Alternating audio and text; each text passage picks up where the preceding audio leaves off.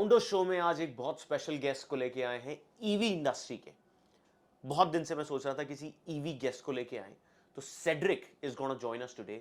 He runs a wonderful venture called three wheels United. मुद्दे की बात यह है कि यह इंडिया से ही नहीं है।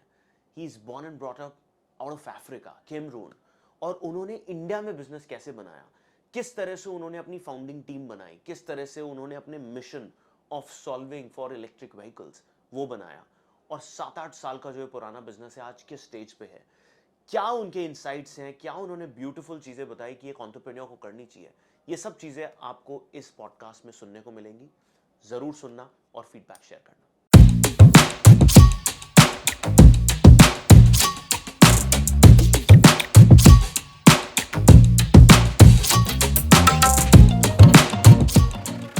So guys, very interesting guest today. He's from Cameroon. Yes. Is that correct? That's very correct. And his name is Cedrick. So it's a pleasure. So he's the first, non-Indian guest, but partly Indian now. Right? Who's on our show? Completely correct.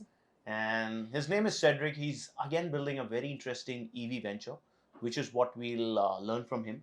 What is he doing? And good to have you, Cedrick. It's a pleasure. Pleasure having you on the Founders Show. Pleasure. This is for the future founders, helping them build businesses from your journey. So, I'll tell you a little bit more around giving back. I really love what you're doing on this show. And then if the world could be built with a ton and ton of entrepreneurs, we should all be doing that. So I really appreciate it. It's a pleasure to be here. Like you say, I think Indian now. I think I can run for the local politics. Wow, you have so much fan following already. And post this show, you never know. You might be caught by, some of the...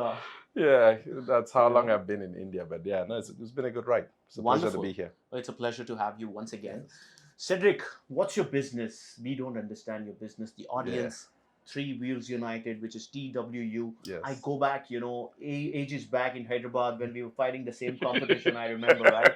Stamp Challenge. Yeah. And I read some name. Oh, there's a foreigner who's pitted against me in that competition, right? But good to see you evolve in this journey. It's a pleasure. Right? And would love to just narrate a little bit about your business. Yeah, no, I'll take it a step back, right? So when I think it marries all with the entire journey, my journey as well. I'd say my journey is from Bamenda, where I was born, to Bangalore. Oh. It's just a B2B. B2B. Nice. B2B, right? But yeah, that's the journey. I'm a firm believer of building not just individuals, but also communities, right? Primarily, I'm passionate about transport, and my background is in technology. So being in electric vehicles is a natural fit. However, the human part of it isn't there yet, or wasn't there yet. So, and that is what Three Wheels brings in. What we're doing at Three Wheels is really trying to make the dreams of, I'll say, micro entrepreneurs, these drivers, come true, right? As a community.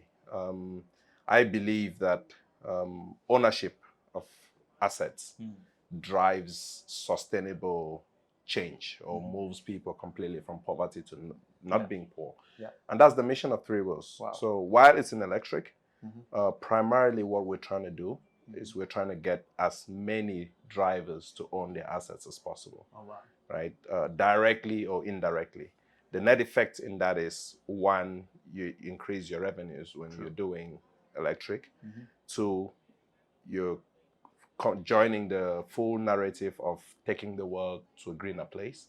And then three, you're taking yourself as an entrepreneur, as a micro entrepreneur, out of poverty, because it's if you get a loan or you own an asset, you can always leverage on that to get another asset, and you build on that, and so on and so forth.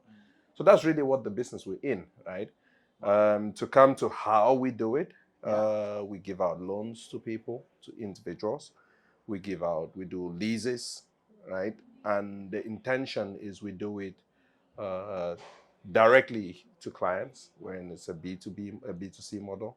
And we can do it indirectly through partners like yourself, through other partners that we've worked with, most everybody in the space. But besides the driver, and the driver is the core to our business, right? If you ask me, when we everywhere else I say we're an EV company. Yeah. But since we're down to it, if you ask me, I say we're a driver-first company. right? So what I do is I identify with the driver in an ecosystem that I believe has not generally treated the driver in a fair manner, right? So then I come in there to create that ecosystem and make it fair to the driver. But once you do that, the type of relationship then that you build is a partnership between you and your driver. Sure. And in doing that, then even on a bad day, the driver comes to me if they have an issue. Right. So that is really what Three Wheels is doing in a nutshell. But very interesting. So what you're doing is enabling drivers Yes. to become and own a vehicle or lease a vehicle Yes, through exactly. platforms like Zypp and others. Exactly, yes. And ideally, your intent is to enable them. Yeah, We're exactly. somewhere very close to solving the same problem. Exactly, is what we yes. realize with Yes. Zypp and Three Wheels United. Exactly, right? yeah. Very interesting. But what got you into this? What got me into And this? when did Three Wheels Unite start? How did it start? Just lay that roll for Yeah, us. no, my first, I think, well, it's funny how I'm here, right? I grew up in a country, I grew up in Cameroon in a small city called Bamenda. Bamenda. Yeah, where my only connect to India was watching people like Mithun on Disco Dancer. Oh, like it. And You can do the Mithun dance? try me on another day. Sure. Right, and then there are Amitabh Bachchans, right? But it's funny and interesting that I found myself here and lived here for quite a while. But I first came to India around 2008. I was a consultant, so I stayed here for about 3 years, basically in Bangalore. And then I moved back to France. When I was coming back here, well, while in France, I worked as well in a very couple of interesting projects, but then I wasn't really getting the full satisfaction that I wanted. So I moved back without knowing what I was going to do. Sure. Right. The intention was go into a place where you could have communities where you can impact, pretty much low income type communities. Go into a place where you could use technology to scale whatever impact is there. And that is how I just moved. I basically quit my job after like 3 or 4 days I was in Bangalore. Wow. Yes. Then while there, I started talking to a bunch of different entrepreneurs, right? Mostly in the NGO spaces, trying to understand what they're doing, looking at it from that perspective and trying to see what I could become part of to scale. Okay. I met an entrepreneur who was working back then with rickshaw drivers under the banner of Three Wheels United, right? Yes, he had some drivers together, a couple of hundreds of drivers. He was trying to build really and bring all of the drivers together and leverage that network to negotiate better deals for drivers. Wow. Right. So after working with it, well, he said, Cedric, join me. Let's see what we can do. This was which year? This was in 2014, 15. 14. Yeah. And then, I joined him. And then quickly into joining him, I realized that all of what he was trying to do with these drivers, if you actually make them owners, it automatically increases, one, their revenues. Two, it allows them to access everything else that he was trying to get for them. So health insurance, other bank loans, things like that.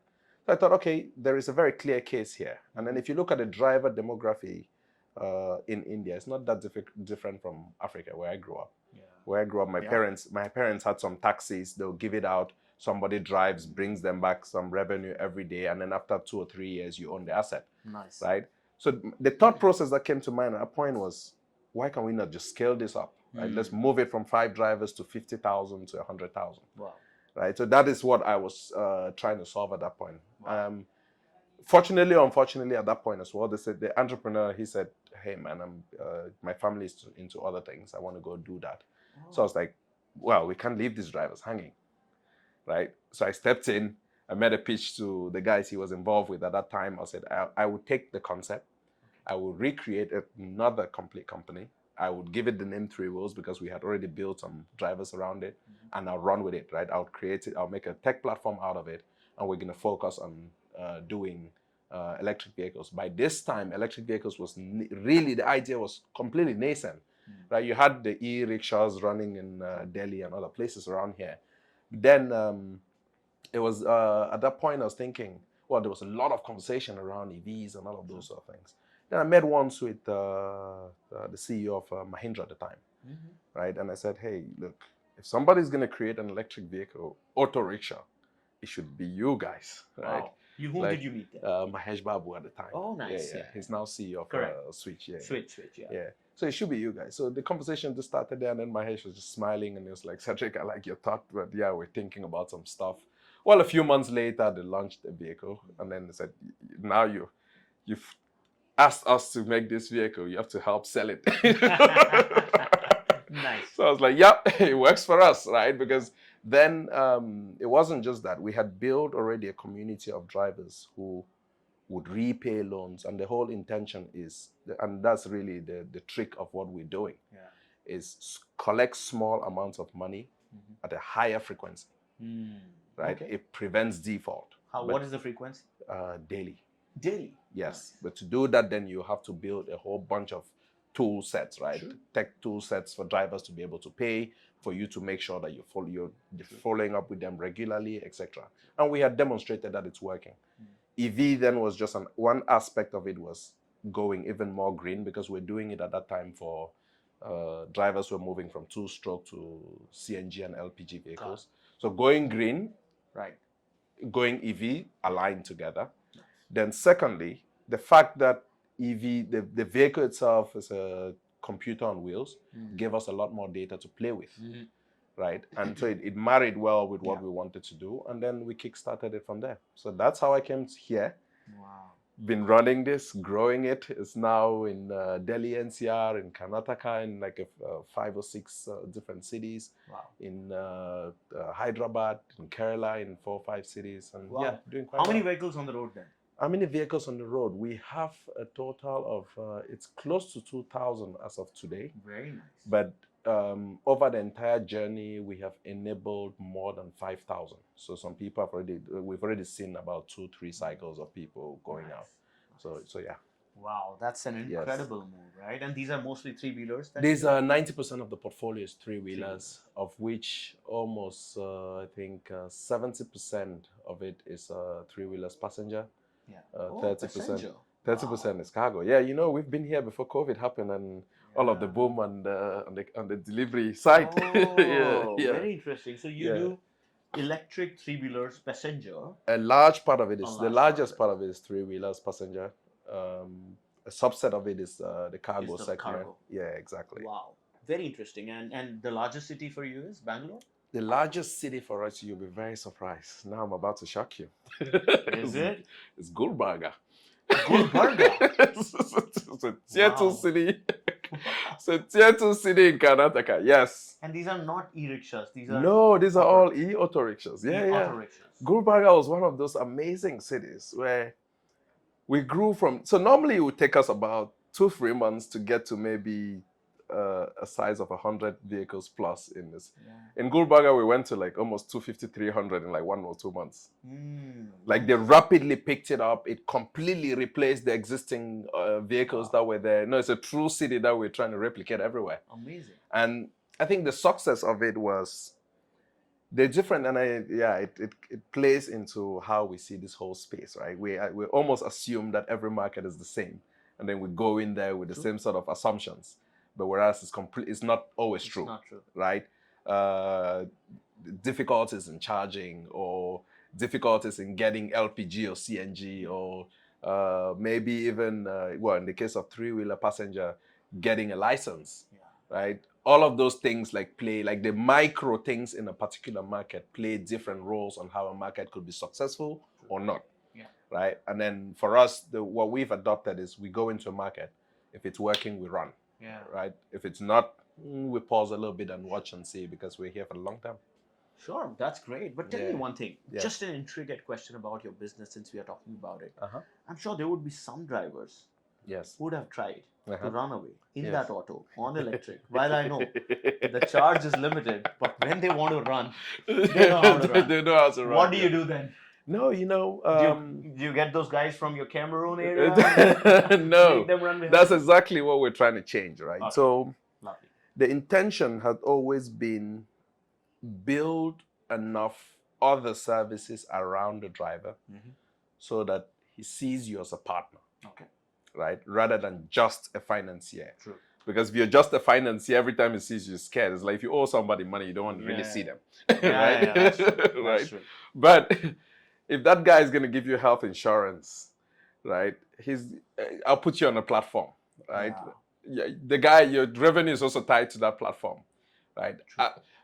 What we build as well in the tech is, if I know that your vehicle is not running for a genuine reason, my system doesn't trigger collections from you on that day.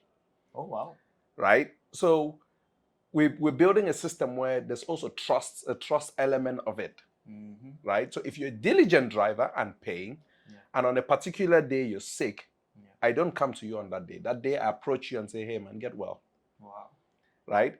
So, and this is the social part of it, what we're building, right? Because the intention is, you make sure that I'm not there haggling the driver on a day that is not making money. But on the contrary, and coming back to your question, there is a driver who might also be genuinely sick, but then his vehicle is running 100 kilometers somewhere.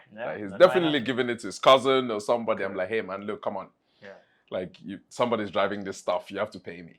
Right? And then there is the third guy who just decides to start running without without a limit. Find those guys. You always find those guys. So what we've also then built is, while I have served or I have 2,000 plus vehicles on road, right? I have a community of almost 50,000 drivers on the platform, right? So that community also acts like the referral of new drivers, but also the place for drivers that doesn't want to repay. So I'll come back to you and say, hey, you referred this driver. So you make sure that but then that is all handled by the team, right? So they'll go to another driver who would say, okay, we know where the guy is. Before I give them a loan, I make sure that somebody in their family is also part of it, so that if you're escaping, at least we can talk to the wife, to the parent, etc. So we're building a very soft side of handling these drivers, right? The good thing is that to date, we haven't lost any assets. We've had to recover vehicles. And when it comes to recovering for us, it's always we'll just come to you and be like, if you're unable to pay, give it back to us. And we're able to make these decisions because we're collecting on a daily basis. Absolutely. Right? So I would not, before you get to 3 months or 6 months or something of default, I would have already known your repayment patterns. I would have already known the true issues that you're having, and so I can work around it. Right? If I know that, okay, for the last 6 months you haven't, or last 2 months you haven't really made any payments, and there is a clear reason that you're not going to make a payment, and it's just, and okay, maybe you're on a platform, you're earning money, but you're not making any payments. I know that it's a willful default, and we've had conversations with you multiple times. I'll not even wait for it to get to 2 months. I might just wait at 2 months or whatever is stipulated by law. I just come to you and be like, hey, give back the vehicle.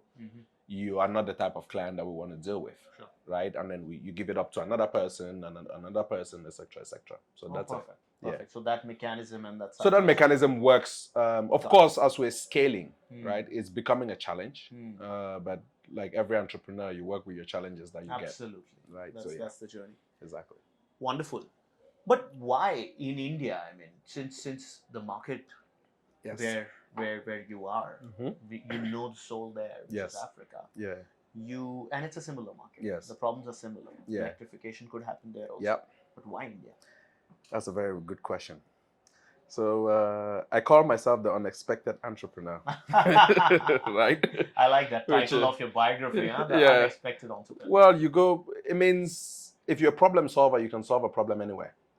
Right? The difference in places is difference in culture. I've lived in Asia extensively. I've lived in Africa most of my childhood. I've lived in Europe, spent even some time in the US. So truly a global citizen when I look at it.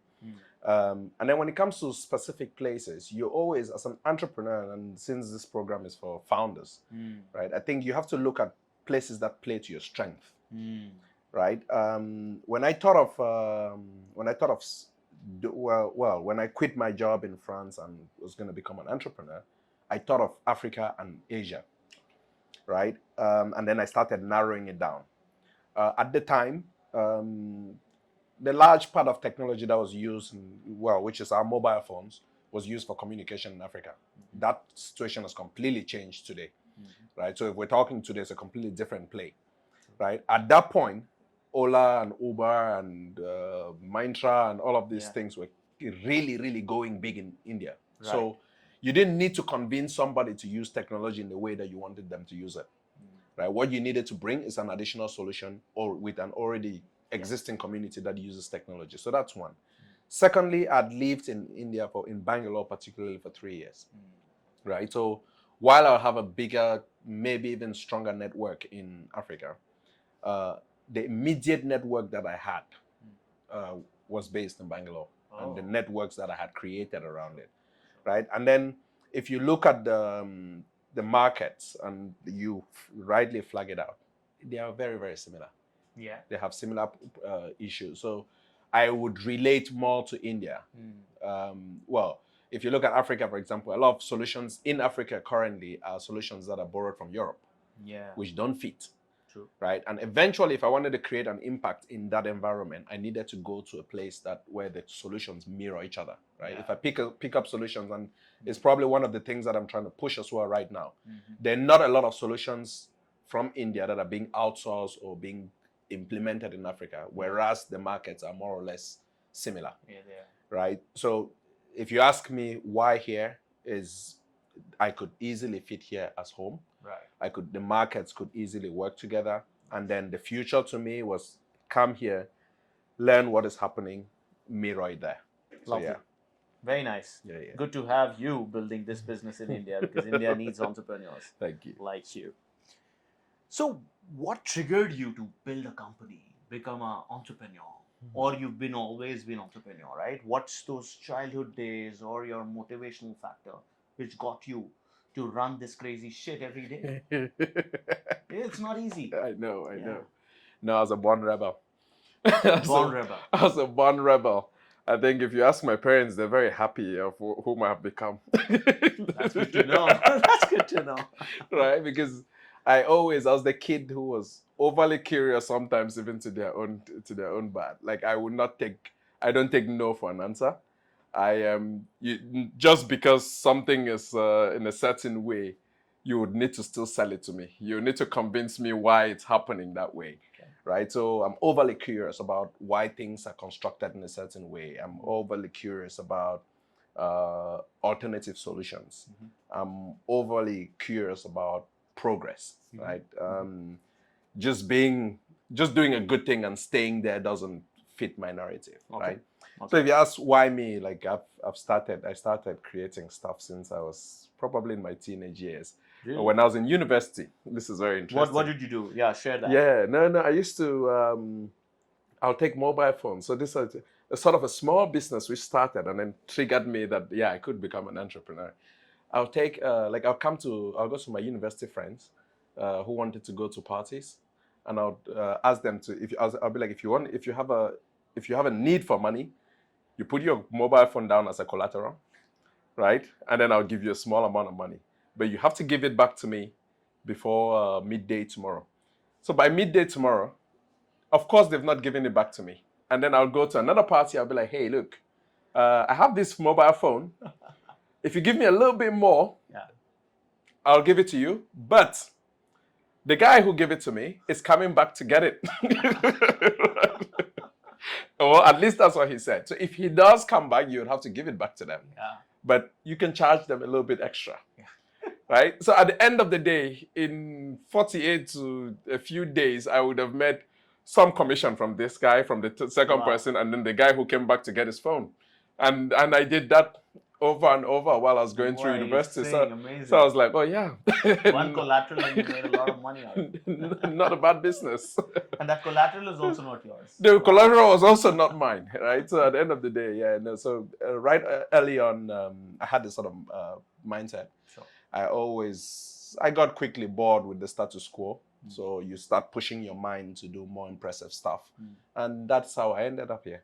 Wow. Yeah, and the journey hasn't ended. Always wanted to be an entrepreneur. But you had your job. How many years did you work? And where did you study? I worked for 3 years. So I studied up to university in Cameroon. Okay. But then I skipped a lot of classes. I used to be top of my class most of it. And then, so by 17, 18, I was out of university. Okay. Yeah, right. And then, so I started working really early. Corporate jobs, I did it for, I'd say 3.5, 4 years. Sure. And then, that bug I think you know that there's Yeah, a thing. It's like, yeah, it's not enough. It's not No, enough. no. I need to do something more. Yeah. So I did that, and then when I came to Bangalore, Bangalore was pretty much my first corporate job, right? And then when I went back to France, I did business school there for Grenoble called the management, all again background in systems and information management, technology related stuff. Yeah. And then worked for about a year. I would not say it was a corporate job, but yeah, it was a nice, innovative type of space. And then since then, it's been entrepreneurship. Wow. So doing three wheels, doing other things that I'm passionate about. Like I just, before we started, I said I was building schools in Cameroon. Wow. And again, the whole intention is try and impact communities. So what I'm trying out there is a not-for-profit school where people just pay enough fees to handle the operations. Wow. So the more students you get, the less the per person cost is, and then start changing the curriculum slowly to become more entrepreneurial led. So yeah, so started 2 now, and we're building on 2 schools. Yes. Wow. Yeah, so yeah, so is this some kind of a social element attached to this? There Which is is what I see in you. Somewhere. Yeah, no, there is always, to me, there is always a social element. So I think if you want to bring true change, either through individuals or ecosystem, numbers are important. And to get numbers in, you would have to bring in things that create value for a larger larger number of people. So I'm always driven by creating a social change than a financial one. Of course, creating social change doesn't take away the financial one, right? It's just like what we're doing here at Three Wheels United, right? Is we're making drivers own cleaner vehicles, right? We're making reducing pollution in essence, but that should not be at the cost of their revenue. So the way you sell it is that you tell the person, hey, look, you're going to make more money because primarily that is what fits their needs. Yeah. But you're also looking at a more broader vision where you want to bring a more systemic change, and that's how you do it. Yeah. Nice. Very nice. So you're running 2 schools there. I'm running 2 schools. Well, somebody's running it. Somebody's running it. I'm coaching them, and I'm bringing in the resources that is necessary there. And then, I'm doing this as well. Very nice. And who are the other people in Three Wheels United? Are you the sole founder? They are co-founders? How do you split your roles? Yeah, no, I started, when I started by myself, and then I brought a friend of mine, Kevin, who was came in as my co-founder. Nice. More in the, well, we were going to run financing. I needed to bring in somebody who understands financing. Yeah. So yeah, we did. So Kevin came in there. So I've been with Kevin running it, and then we have other people who have joined the mission as we go along. We have a guy called Pulag, who's there as a chief operations officer. We have a guy, Abhinav, who's head of tech, sort of heading the whole product development side of things, and much more people, right? We have a team today of 65 people, more or less stable at that level, because while we build Three Wheels in achieving its mission, it is also a really, really efficient company. In the sense, we focus more on building technology and only bringing people where people are necessary. Absolutely. Right. So we bring in people because we want to create a relationship with drivers. Right. So a lot of our people are more creating relationships with drivers. But the large part of our operations is all tech driven. Our processes are all mapped in tech. So without tech, you can't scale any business. Without tech, I completely agree with you. I think that is and yeah, in principle, if you understand this space where we're in, right, tech is the only solution for scale, right? And making your tech more and more efficient, making your tech to fit the needs of the people you're working with, to respond to the needs of your clients, etc. So it's really the play. Absolutely. In fact, at Zypp also we've realized that, every 6 months we see a new entrant trying to replicate what we do. Yes. Right. And then I tell the team, in fact, I also feel bad. There are new color of bikes emerging on the ground, but I tell the team, let's wait for 4 months. It's let's okay. Wait for 5 months. Yes. 6 months out, and then they vanish. And then when I go back, and then we check, what happened? Yes. Why are they gone? I know it's tech. Yeah. It's just because of tech. Because Yeah. if you're not seeing your daily data Yes. on where your bike is, Yeah. whether it's earning money or not, why Exactly. it stopped, what is it, Yeah. what is the trigger that it needs to act. Yeah. Without You can that, you you can't can make scale a decision. business. Yeah, you can make decision. Absolutely. Right? And decision making, quick decision making, Yeah. is, I would say, the fundamentals of this business. True. Right? So you have to know where your assets are, Yes. where your people are, Yes. what are those assets doing, how it all plays out on the big picture of your finances and stuff like that. And if you don't have that, then you're pretty much blind, right? You're Absolutely. getting into a war completely with some without any eyes. So yeah. So how how easy is it for you, right, to set up this company in India? Right. Let's talk about ease of doing business in India. Yeah. We talk a lot about it from the government standpoint, Yes. but I'd love to know that you were setting up a new business in India when you took that call that, hey, I'm going to build this. Yeah. Right, from your other erstwhile three wheels guy. Yes. And then you picked it up. So, and then how easy was it to raise funds Yeah. for you? Because in your case, it's slightly different, right? You're building a new business in India, which is EV, and Yes. No, I think starting a company in India is very easy. Wow. It's very easy. And I'm saying starting a company, incorporating. Yeah. Creating a business is difficult. Yes. Right. First of all, not just because of the government provides tools that you can use and set up a company. Yeah. But the business is to interact with people. Yeah. Right. True. For me as an individual, of course, there are different things I have to navigate. I have to navigate culture. Right. Understanding that, okay, you need to learn about what drives people before you can run, right? I spend a lot of my weekends in drivers' homes in the slums. Wow. Right? That gave me a good understanding of how a driver navigates his decision making. Wow. Right? Very Because nice. you can want to solve a problem. If you don't understand the problem, there is no point. No point. Right? Secondly, it's on the personal side, right? It's more, there are advantages and disadvantages of being a foreigner trying to build a business, right? I think on the fundraising side, for example, people will be like, why are you not doing this somewhere else? Why are you here, right? So that comes into play. But then it's also, an advantage could be, just because I'm a foreigner, I could probably walk up to the prime minister's door and knock it and just act like I missed the door. Somebody will open it and go, oh, wow, what's this foreigner doing here? I like that. Right? So there are advantages and disadvantages on it. But then you, as an entrepreneur, the thing is you have to learn to integrate and evolve, right? The same things which are your weaknesses could be your strengths. That's what you need to do. Right. So you keep moving, right? You keep moving, and then you create the network that you require, because I think at the end of the day, it's building relationships with people. Yes. Right. And whether I'm building relationship with someone in India or with someone in Africa or someone in the US, the fundamentals of building relationships is the same. Right. Once you build and establish that relationship and trust, everything else works. Yeah. So it was easy for you to raise funds? No, very difficult. How much have you raised? If you can give me a little bit of an idea, who are the key investors in so business? Our key investors, we've had a few rounds over the years. I think we started first with the 1 million and then 1.5. Sometime last year we did a 3.5. No, 4.5 in equity and 3 in debt. Lovely. And then we've gotten debt as well from multiple partners. So ballpark figure, we've deployed about $15-20 million in the business. Right.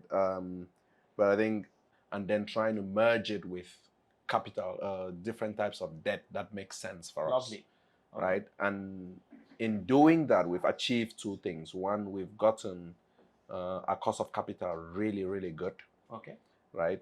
Very nice. And then two, we've gotten a very mix of philanthropic, so from grant, not even particularly grants, so from your home offices and things like that, your high net worth individuals, who, and then you play with that money along with traditional market money, right? We've gotten money from venture capital, like top people like Techstars. We've gotten money from Asian Development Bank. Nice. So a whole combination of stuff. But I also think that is the creativity that's there in our fundraising, right? Yeah. One part of it is raise capital and deploy, which is the core of our business, but it's also raise intelligent capital, right? Otherwise, you get stuck in a cycle of just raising capital. And today we're at the place where if you map our business back to back, every vehicle we put on road is rightly profitable. Wow. Right? And we've been building then so that whatever margins we get sustains our, say, our management costs, which is today quite low and stable.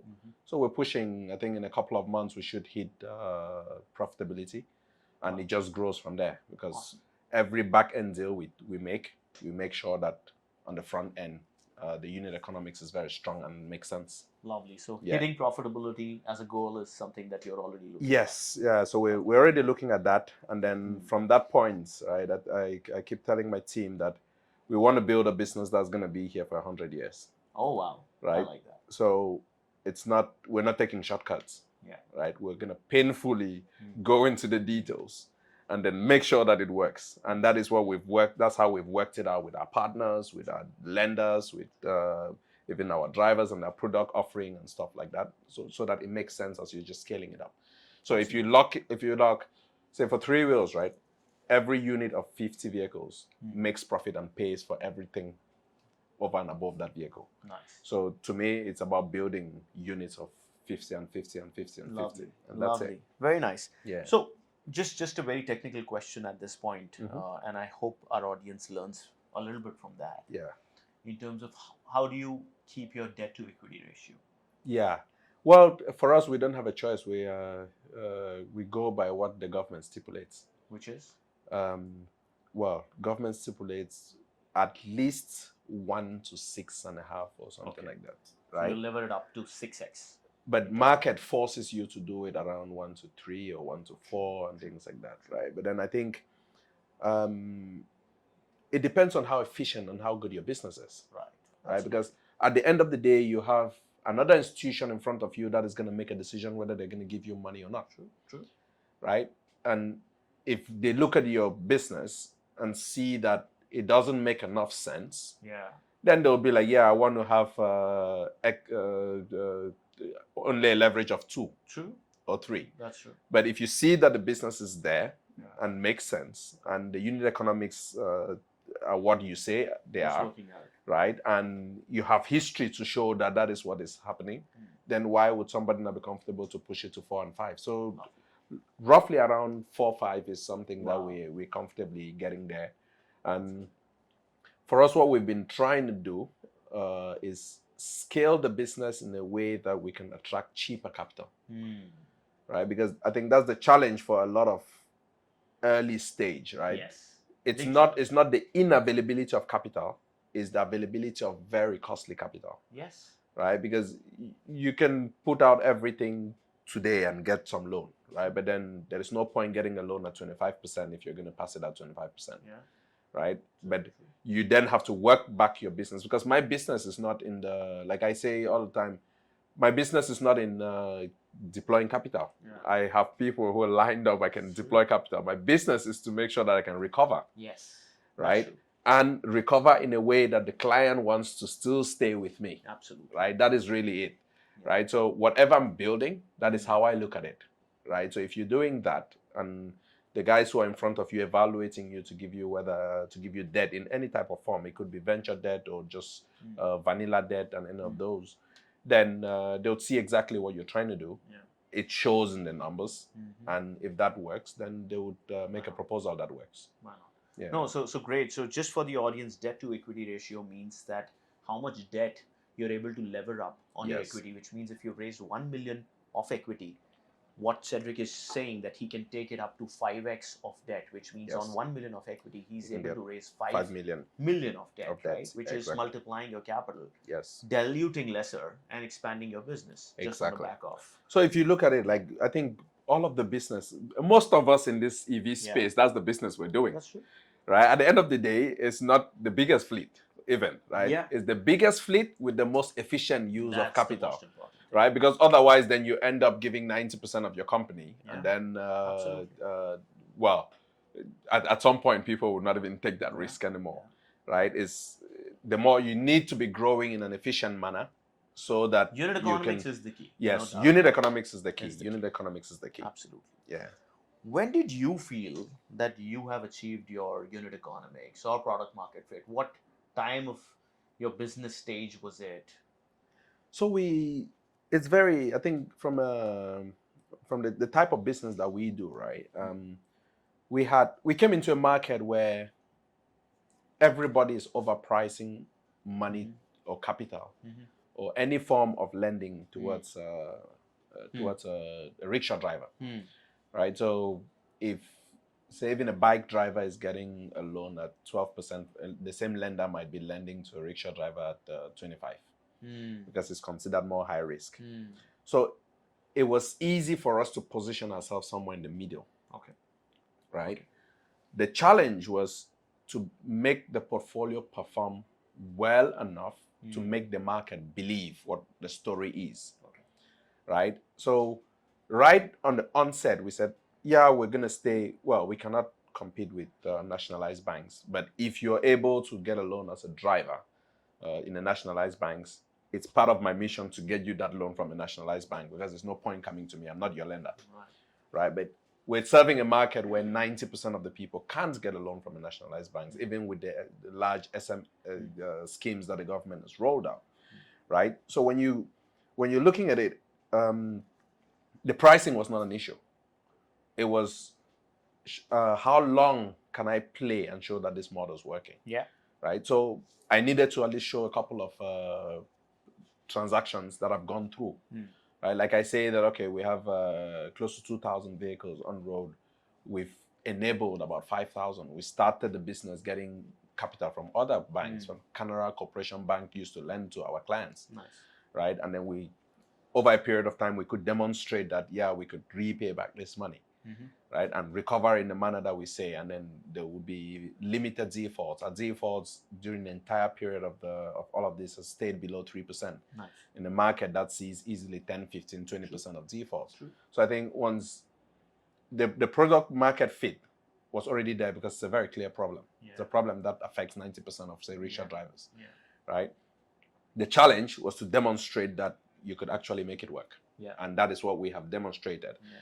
When did we become comfortable about it? I would say right before COVID, and then COVID hit. Whoa, and then there was a reset. Passenger vehicles. Yeah, exactly. And then there was a reset, right? So then we started trying to re-understand again if it does fit. Yeah. But I think we've gotten back. We've gotten back at. We feel that because when COVID happened, our defaults went to say 10, 12%. Sure. Right, we had to move vehicles from Bangalore to tier 2 cities where the effect of COVID was lesser. We did a whole bunch of stuff, which is crazy, but also that is what you do as an entrepreneur, right? You wake up every morning with problems. Yes, yes. Right, so we did some of those stuff, and then we started cutting it down. We went actively into the cargo market as well. We did some cargo transactions, cargo vehicle transactions. But now it's returned back to the traditional 3. We've maintained it over a period of 1 year or so. Nice. And we think it's there. Yeah. So Cedric, rest of the section, we'll have to either keep it in Hindi or Kannada, because this is a show that we're doing. Yes. Okay. Which one are you more comfortable with? Oh, no, Hindi. less than Kannada. More than Kannada. I'm just kidding, my friend. But oh goodness, yeah. No, Kannada. You know any words of Hindi or Kannada, by the way? Ab kaise hai? Huh? Ab kaise hai? Ab kaise hai, bas. Ab kaise hai, bhaiya? Bas theek hai, bhaiya. No, the most important question to the driver. Yeah, no, exactly, right. So here's my problem. Like, that's why I was laughing. Yeah. because I started learning a little bit of Hindi, and then I started learning a little bit of Kannada, and I would just make a statement with 2 or 3 different, and then somebody was teaching me some Tamil. So I would make a statement with like 3 different languages, and then somebody would be like, "What is wrong with you? what did you just say?" This Hindi, Kannada, and Tamil in one language. in one, Wow. in one That's statement. what only Cedric can do. So I was just like, okay, Lovely. let me just revert back to one, and yeah, no. No, but what do you do when you're down? There are days, right? Yes. When you are down and you're getting rejections, Mhm. when people are leaving out of the team, and investors are saying no, Yeah. debtors are asking for money. What do you do then? How do you get yourself back up? Well, one, I think as an entrepreneur, everybody has to brace themselves for those days Yeah, because but it will happen. It happens. Otherwise, you're out, right? Correct, you're out. Because it Absolutely. happens to all of us. True. It happens to even the best people. Yes. If you talk to the people who've raised significant amount of Everyone. money, everyone, it's True. just a phenomenon. Yeah. What do I do? Part of it is exercising, Mhm. right? Second is sometimes the calm helps, right? It's not your problem, Okay. right? It's a problem that exists that would resolve itself. You apply yourself, and it didn't happen, right? And that's just it. So then I distract myself. I would go work out a little bit. You wake up the next morning. There's something which one of my mentors says, that just learn how to breathe. Take a deep breath, come back after 24 hours. You'll be a new person. Actually. Right? Yeah. It's just learn how to breathe. Sometimes you just pause, you breathe, you reevaluate. By breathing would mean it's a quiet moment where you reevaluate what went wrong. But as an entrepreneur, right, you want to push it to the end. Yes. Right? What I say is, it's not failure. Everything you think is failure, it's learning what not to do. Yeah. Right? So over the years, I've gotten a little bit mature. I'm still growing, by the way. Obviously. So I've gotten a little bit mature where I look at it as, well, now I know what not to do. Right? And you fail so many times, you know a lot of things not to do, that when you want to do something, you're always doing it in one of the ways that would work. So that's one. And then second, I think it's very important to keep a circle that pushes you to, or would get you out of that. Lovely. Right? Other entrepreneurs, we all have the same problems, right? We all overwork, we all worry, we all overstress. So if you find people that can understand your language, right, then you're not speaking to the wall, right?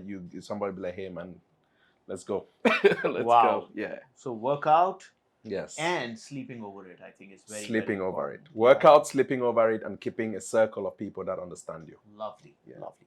In fact, one of the things that even I feel that has helped us is because of these failures. Yes. We've really got to learn what not to do. And I so much say that to my team also. Yeah. That actually we are the guys who failed the most in this industry. Yes. Which is why we are still standing. Yes. Anyone who will come new, they will make the same mistakes. Yep. And that is what will fail them. We could stand by God's grace to feel those failures and stay with them and sleep over it and get back again.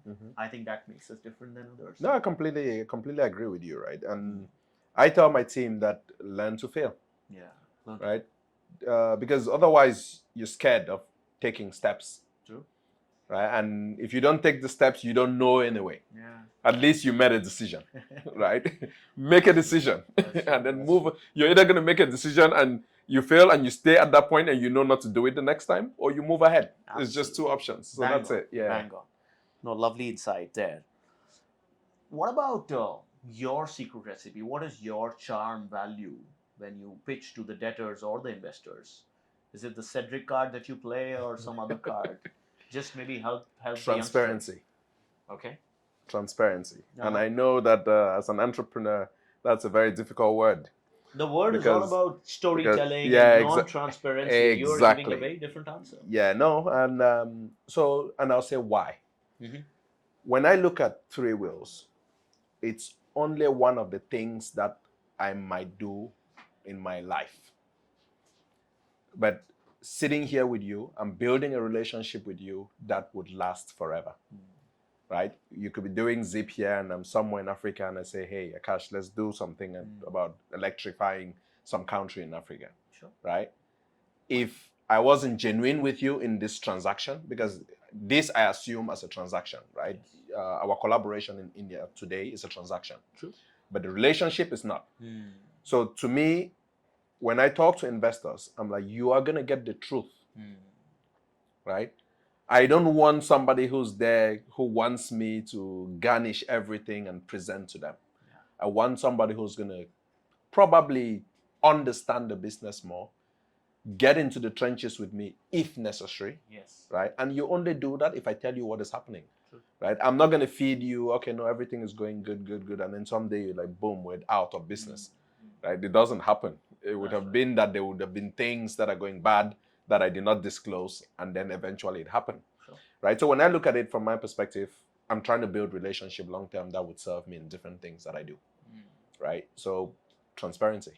I'm as transparent as possible. Very nice. Yeah. Great lesson again there. Be transparent to your investors. Yeah. And they will come running behind you. Well, not everybody believes that. Not everybody believes that, but that is what I believe. No, Yeah. no, I love that for sure. What about in EV? Yes. Let's say if there was a 20-year-old thinking of building a business in the EV space. Yes. What would you recommend them to build? What is the space? I'm going to put a lot of people under the bus.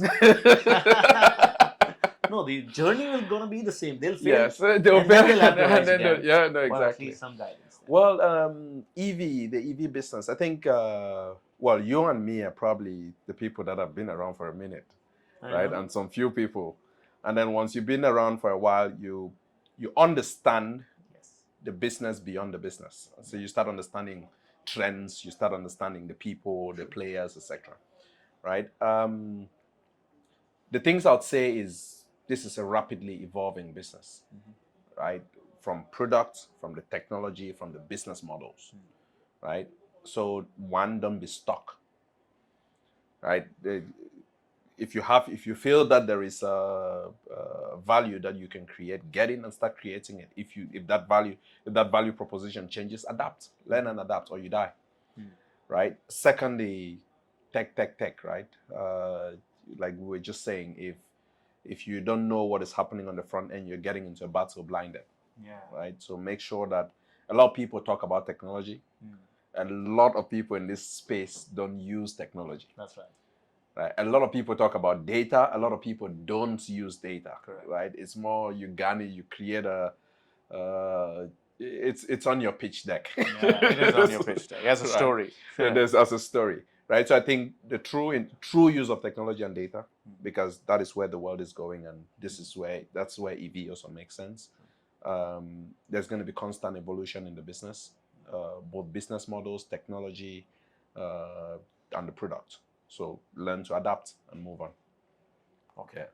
But which space, if you were to put some dollars, I give you $1 million to write in a few startups, which space would you pick? Whether it's, within the EV space, there are so many spaces. Yes. Where would you put your dime in? Well, besides myself. Besides yourself. Yeah, and for no. This sake, besides so Zypp I think, also. Yeah, no. I think the market is still nascent. Yeah. So ecosystem players, right? Zypp is a company that's doing ecosystem stuff. Three Wheels is doing ecosystem stuff. There are also other players which are out there. But ecosystem means here is you can't just focus on, well, the OEMs who are building vehicles can do vehicles because that's their business. But besides those vehicles, you can't just focus on just charging or just swapping or just because there is not enough market yet. Yeah. Right? Some years down the line, it might make sense. Right? But right now, it's still fragmented that we still need to bring the different parts to work together. Yeah. Right? That is one. And then secondly, there is no standalone business in the EV space. It's all collaborations and partnerships. The better the partnerships, the better it would work. So I would look for startups that are doing that, an ecosystem play and involving their partners in the business. So yeah. So more ecosystem players. More ecosystem players around solving smaller problems within the pie. Yeah. Interesting. And what about your personal wealth management? Any tips on that? I mean, where do you put your money in? Because this is also an important section This where is a youngsters very should know how to this is a very save or this is a invest. very interesting part. I'm very lucky that I have a lot of mentors, which I think also people should.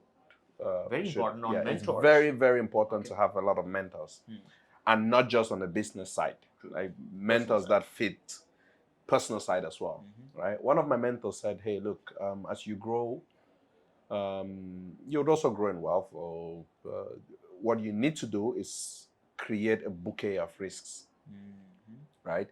You invest in short-term, high-earning things. You invest in mid-term, middle-earning things. You invest in long-term."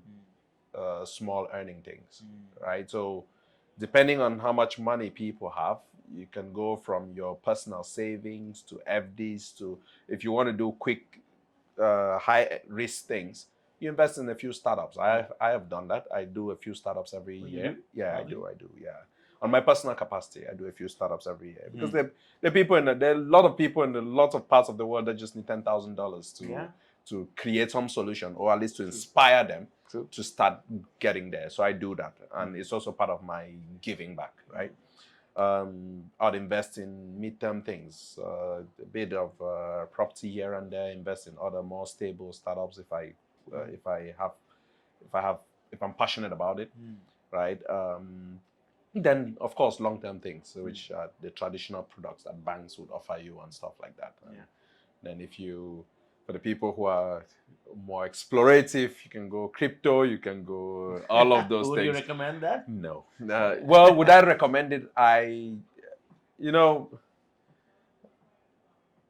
Personally, I don't play in it because I don't play in stuff I don't understand. Right. I don't play in stuff I'm not passionate about, I don't understand. Right? I'm passionate about everything, but I don't understand the space really well. So I just don't play in it. Sure. If somebody has enough information and they're passionate about it, why not? So yeah. Right. So that's my answer. Awesome. I think since you talked a little bit about mentorship, yes, right, personal as well as professional as well as business, I'd love for you to share a little bit about how you got into mentors, whom connected you, how did you build that circle, and how do you take refuge with them? No, it's a very important thing. So I've been through, I've done a lot of, and I continue to do a lot of accelerator programs. Like I've been through Techstars, which is more like really tech, well, probably one of the best with YC. I go from that range to doing, say, mentorship in programs like Unreasonable, which brings together growth stage companies and CEOs and talks and deals more around you as the individual rather than the business, because they're like, you're already in the growth stage, so we need to figure out how to deal with you, right? To having personal individual mentors, right? I think the standard ones of say accelerator programs, you apply to them, but I'd say apply to things that connect with your values. Sure. Right? There are a lot of things out there. It's not just going through any of them, but also there are a lot of people, founders, senior executives who are willing to give back. Yes. Right? Identify the people who match your values or you believe you match your values. Approach them. Everybody's human. Have a conversation with them and say, hey, look, I'm looking for support in doing X, Y, Z. Right? Most of the times, if they're looking to give back, I would be more forthcoming with somebody who approaches me. Well, I don't even have the time to deal with somebody who doesn't approach me. You need to be hungry. Absolutely. Right? If you're hungry and you approach me, then why not? Right? And then it starts from there. And then you build a relationship with the person over a period of time, etc. And whether it's in the personal world or the professional world, by the end of the day, you always need a support system. Right? So each individual needs to figure out what their needs are and then go for it. Also, once your startup is growing a little bit, create a board.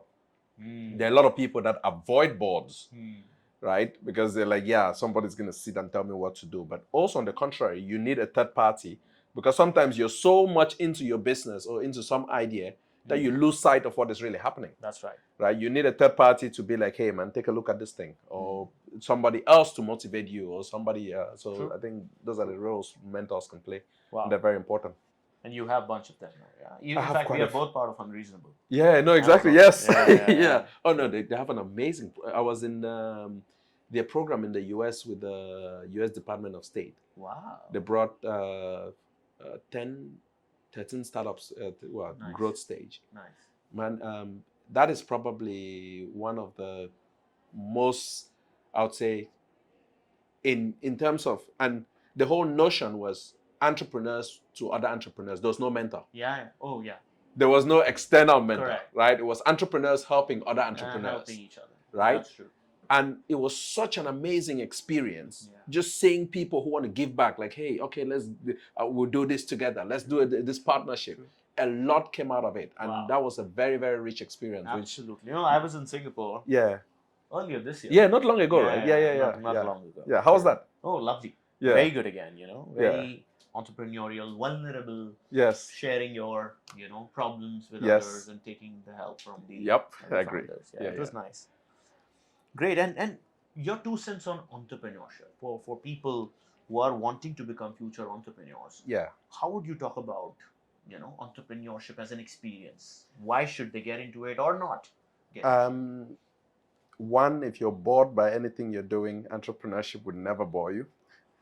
2, it's not about the success.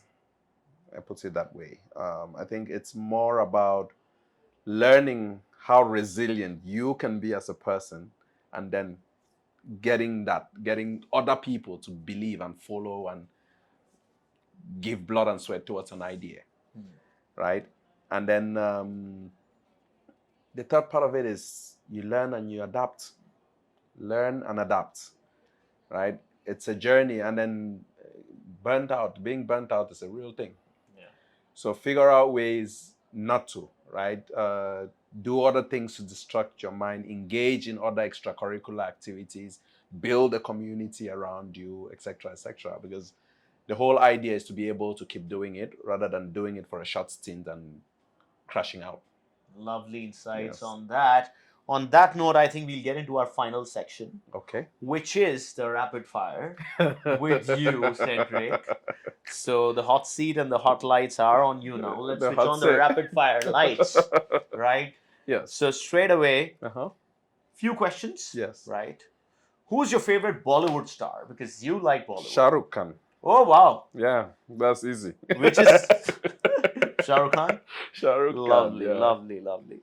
Which is your favorite book? Are you into books or podcasts? I am into podcasts a lot more. Then you would want to talk about podcasts. Which is your favorite podcast? Well, I do a lot of audiobooks. Oh, wow.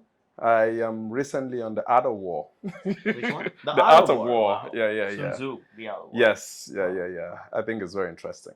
Oh, nice. Yeah, I'm recently doing that one. Lovely. So The Art of War. Which is your favorite movie? Hollywood, Bollywood, whichever. Or you can talk about African titles also. Yeah. No, that's a place where... no, I'm big into movies, but I watch them and forget. All right. Like, I just watch them for the moment, right? I watch them and then I move on. So, yeah. My favorite movies, well, it depends on the day. I'm more into action stuff. Action. A lot of action. Yes. Nice. What are you known for in office? What's the punchline that you're known for amongst the colleagues? Now, I'm known for smiling. I like it. You have an infectious laugh. Yeah, I'm known for smiling. I smile even, and the reason is it takes away the pressure. Yeah, it does. Right? And you also probably are contributing to some other person's very, very bad day. Yeah, So that's it. No, I love it. I think that's Yeah. something that I'm going to take from you a little bit. I'm going to laugh like this. I like it. Yeah. I like this. No, I do that a lot. And who inspires you the most in your life? Who did inspire you the most? Who did inspire me the most? There is a mentor of mine, and this is the first time he's going to know about this. Oh, I like it. Theo. There's a guy called Theo, Dutch guy. He's built a couple of companies, but I think more than building companies, what inspires me is how true they stay to themselves, or to himself, or he stayed, right? He's passionate in the morning, but he's also a very person, right? It's like it's a reachable person. It's a person that can have a conversation. You can have laughs, and when he works, he's a killer. When he works, right? It's like he keeps going. He does a whole bunch of different things. But when he's not working, he also plays. We were hanging out not long ago at the beach somewhere. Nice. And just chilling like kids. Wow.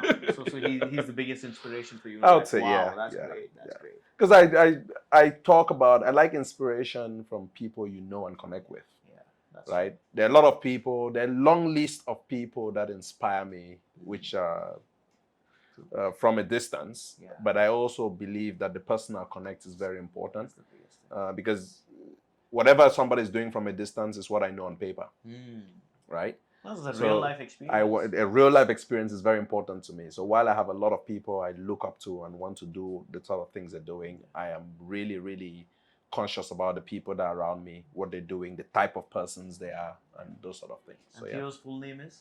Theo Koken. Theo Koken. For the record, Yes. a lot of people are going to search him on LinkedIn and see it now for mentorship.